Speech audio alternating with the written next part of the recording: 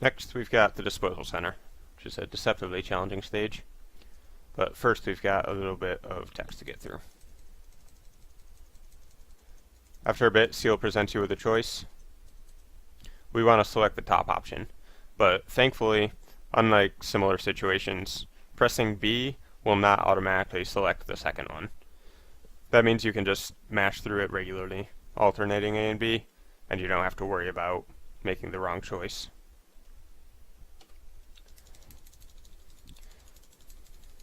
So you just mash through it. Once the dialogue ends, you want to talk to her again by pressing up. And then you've got some more text to get through. That will lead to 2 more choices, and on those you do need to select the right option deliberately. Pressing the wrong button will cause problems. So on this first one, you want to select the top option with A, and then she asks if you want to save. You select no by pressing B. So I do regular mashing for a while, and then switch to just pressing A, and then switch to just pressing B for a little bit. You kind of have to just get a feel for how long it takes to get through the text, so you can time it properly.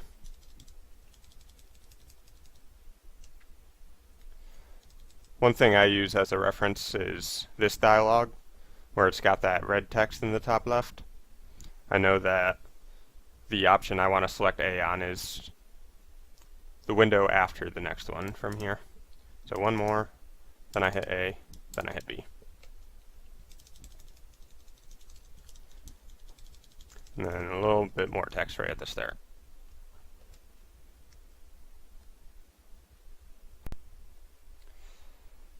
Alright, before getting into the details of this stage, a quick note on RNG.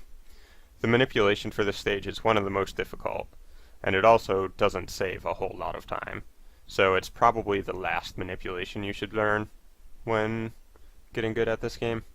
So I'm going to put off the RNG manipulation discussion until the end of this video. I'm just going to focus on getting through the stage quickly without worrying about the gritty details of that. Alright, here we go. So I'm going to be killing a lot of stuff in this stage, like these guys. You need to shoot them with 2 lemons in order to kill them with a saber. Alternatively, if you prefer, you could fire a green shot at them. Either's fine. It's important because we need to get a cyber elf from those guys. This one.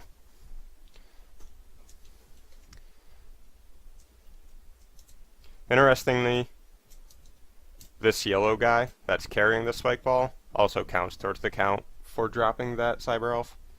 So if you miss him and only kill the spike ball, then the cyber elf won't drop until the one after this. We also need to get spin slashes before the boss of the next stage, so it's important to be getting saber XP as you're going. As we get into this area, you want to be charging your buster for the purpose of changing the wind by shooting the top of this thing. A regular lemon works, but the problem is we're going to be dashing into this thing as we shoot it. And if you fire a regular lemon, a lot of times it will just go right through on the opposite side. The charged green shot has a much wider hitbox, so that doesn't really happen. Now at this point you've got a decision to make. You can either climb the buildings like this, or you can go up the wall. If you're not doing RNG manipulation, you should go for the wall. It's simpler and faster if you're not a TAS. If you are going to do RNG manipulation, you want to climb up like that.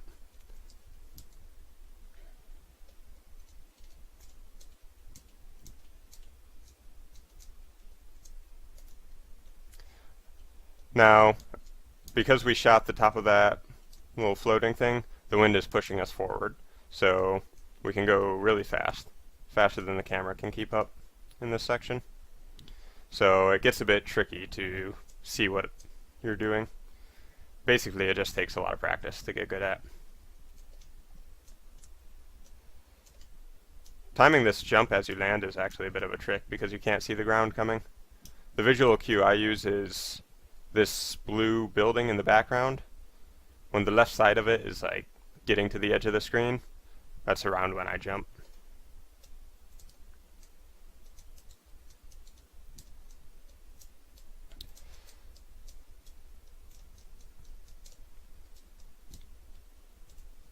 You have to wait for that one before you can dash underneath it.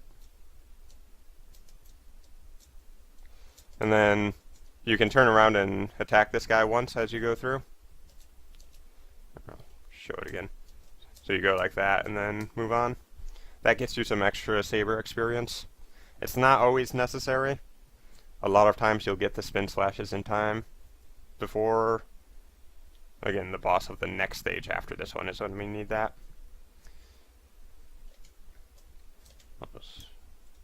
But it's a nice safety strat. It costs like 5 frames. Maybe 9 if you get 2 hit lags.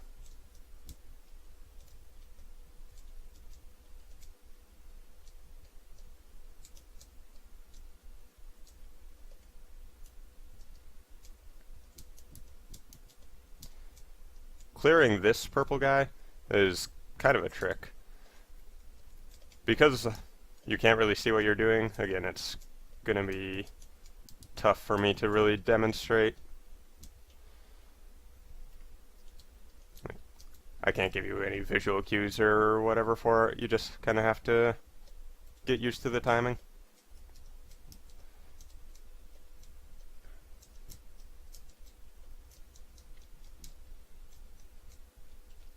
Wait for that guy. I use this line separating the two buildings as my visual cue. Like right as I'm getting to it. A full hop.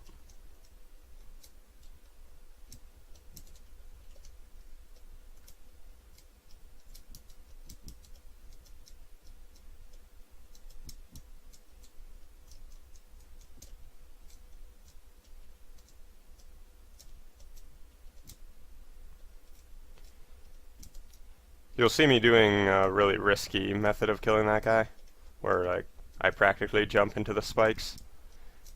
Again, that's for RNG manipulation reasons. If you're not worrying about that, just kill him regularly.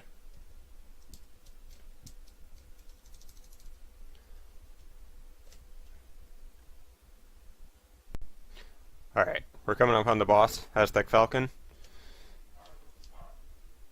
He's only got 1 health bar, so he dies really fast, but if you're not doing the RNG manipulation, or if you've messed it up, he's got 3 different patterns he can do, and you need to be able to react to each of them. Our method of attacking is using the first 2 hits of the combo, which should be the only ones you have. You won't have all 3 yet. Remember that any other attack you do will give him full 90 frames of invincibility. So you want to specifically use these. You can chain the combos together more quickly by taking a tiny step forward in between them. Just be careful not to do a walking attack like that, because again, it gives invincibility and it only does 3 damage. So it would take an extra hit if you do that.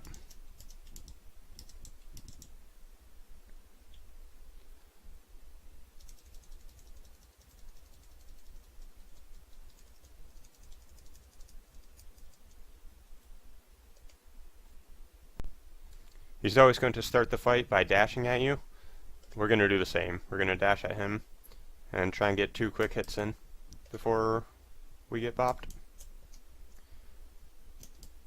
It takes a little bit of practice.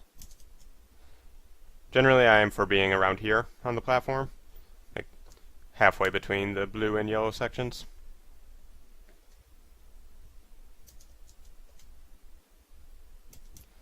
If you attack too quick with the combo, the second hit won't actually land. But you've got to be mashing the button pretty fast for that to happen. As soon as we regain control after getting hit, we want to dash to the right again. That will affect his AI, and hopefully get him to do something other than jumping onto the wall. Though this seems to be pretty bad RNG. Whether or not he jumps is based on the RNG value and when you dash to the right after getting hit.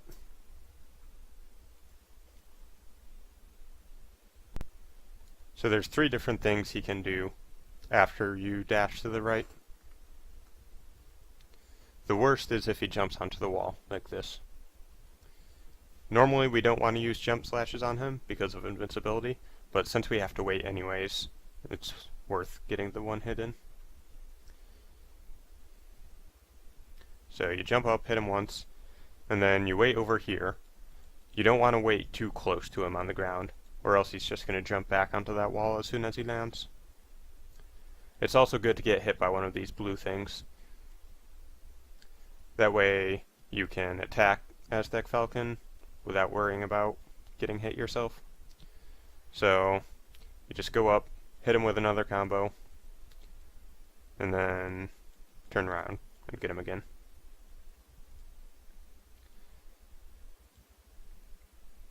If he jumps onto the wall a second time, then it's really awful, but you just repeat the procedure. Jump up, hit him again, and then either wait for him to come down, or if he's at 4 health left, do another jump slash when his invincibility runs out.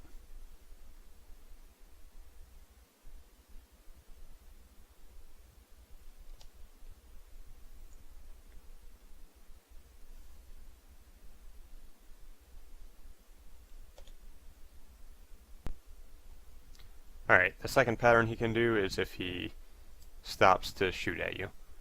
This is only a little bit worse than the best pattern, and it's a lot better than him jumping. If he does this, we just want to dash up and hit him with repeated combos until he dies.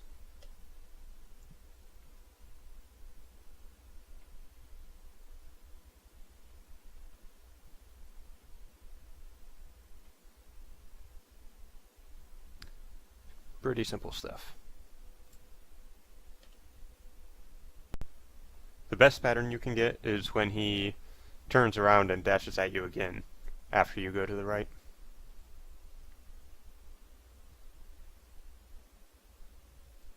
Like that. So, to execute this, we dash to the right, and then as soon as he starts coming at us, we turn around, hit him with another combo as he goes through,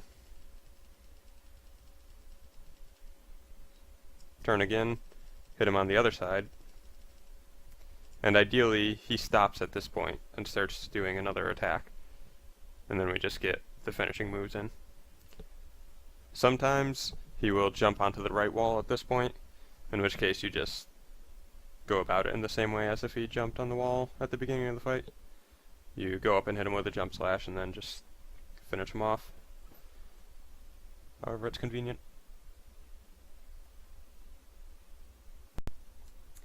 After the fight ends, we've just got a little bit of text to get through, and then we're pretty much done here.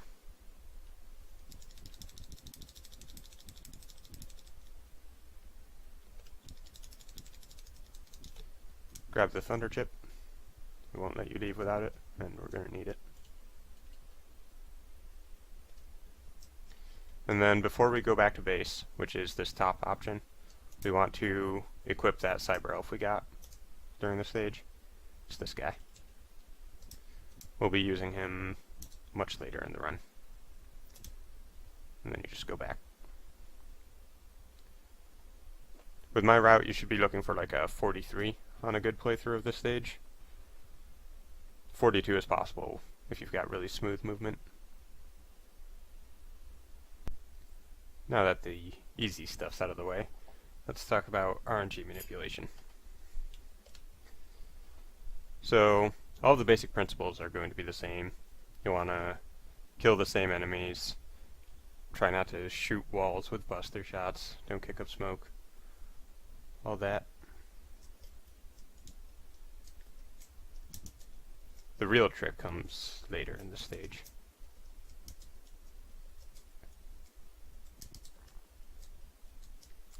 So I mentioned that if you want to do RNG manipulation here, you're going to want to go up the buildings like this, as opposed to climbing the wall.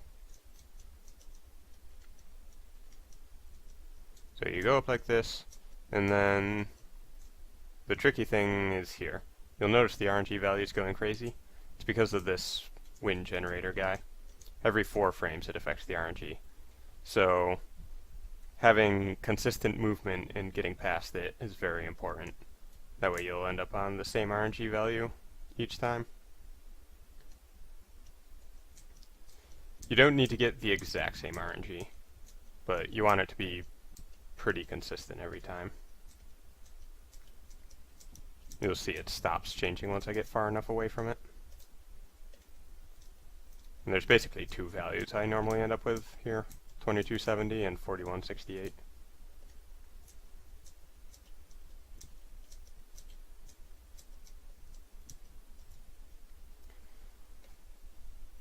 Okay, so then we get back to normal stuff. Kill these 2, shoot this one.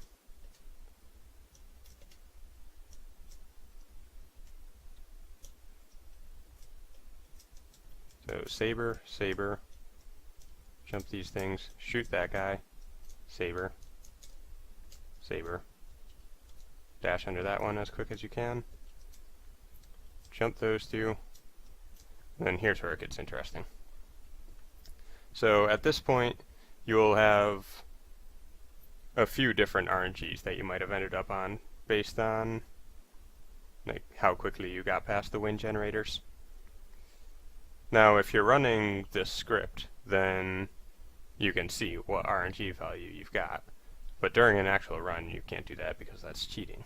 So we need some other way of telling which RNG value we have. And the best way I've come up with to do that is to look at what items drop from these 2 pantheons coming up here. So let's consider the possibilities. The trickiest thing here is that if you don't kill the pantheons in the right way, you won't be able to see what item they drop, if anything. So let's consider how to set that up. You want to be like going over his head and hit him with an extended jump slash. It's dangerous because if you mistime your jump on the other side, you're going right into those spikes.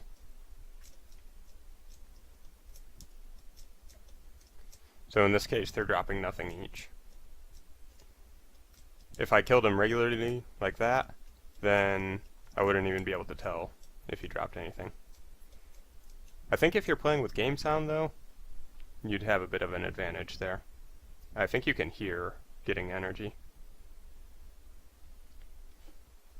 A lot of times you can tell whether or not you get health because you won't be at full health here, but sometimes, depending on which RNGs you had throughout the stage, you might be at full when you get here.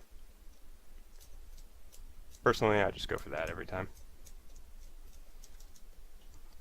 And then, so we see what items they drop, and we're going to decide how many buster shots we're going to shoot into this wall before going into the boss battle, based on that. So in the case of the nothing nothing drops, which is what I got here, then it's 1 buster shot. You want to end on the RNG of 3154, getting in here. And I'll just demonstrate real quick that you get good patterns very consistently. Sometimes he will jump onto the right wall, but it's pretty rare, and he'll almost always dash at you, unless you do something really off.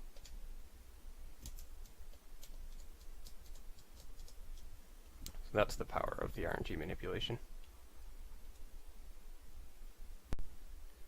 These are the different RNG values that you're likely to get with this manipulation. The second column is what items will drop from those last 2 pantheons. And kind of the top, that means nothing from the first pantheon, large energy from the second. The third one on the list means small energy from the first one, nothing from the second. I assume it's pretty self-explanatory from there. And then the right column is how many buster shots you need to shoot on the walls leading to the boss to get to the RNG value you want.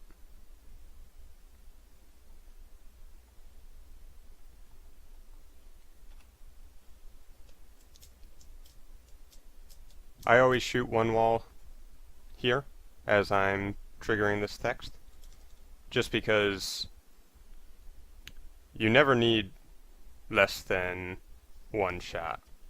Like, there's no RNG that I regularly get that calls for 0 shots on the wall. And then while I'm going through this door, I consult a post-it note with the drops and the amount of shots required to see how many more I need from there. So if I had gotten nothing small energy on the way here, that's a relatively common pattern for me. That means I need to fire 4 shots total. I already shot 1 on the way in, so I'd shoot 3 more going to here.